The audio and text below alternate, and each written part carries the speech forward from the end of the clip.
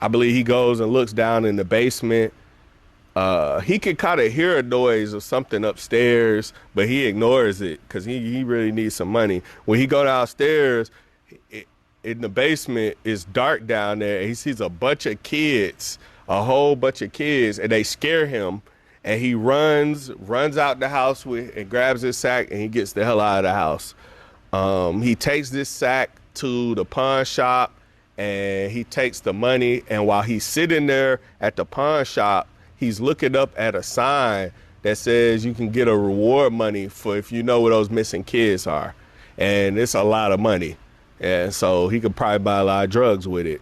The guy says, hey, and because he's like, in that time frame of him looking up there, he's been weighing the jury to see the type of money, because it's worth something. You can melt down forks and spoons and actually make some money off of it. So anyway, he's weighing it. He gives him his money. He takes the money, and then he calls the police office, and he tells them he knows where those kids are. He wants to give a tip, but he doesn't want to come into the police station because he's scared of police stations. But I think they might have told him he has to come in. So he starts to walk. So now we know why he was walking back to the police station after dude told him to get out of town. He wasn't going to turn them in. He was going in there to make the money from the thing.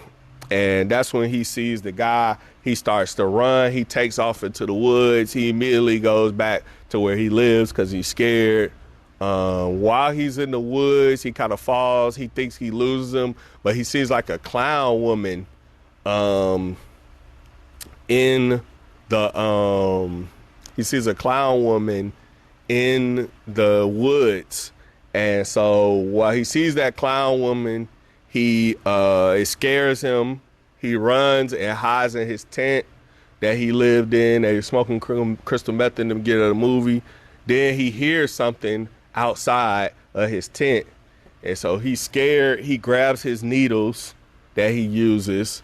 And then I believe it's like a shadow of somebody opening up his tent. And as soon as his tent opens, he stabs the cop in the face with the needles. And he's like, ah, fuck. And so, he knocks the dude on the ground and he starts beating the shit out of him. Bleep that.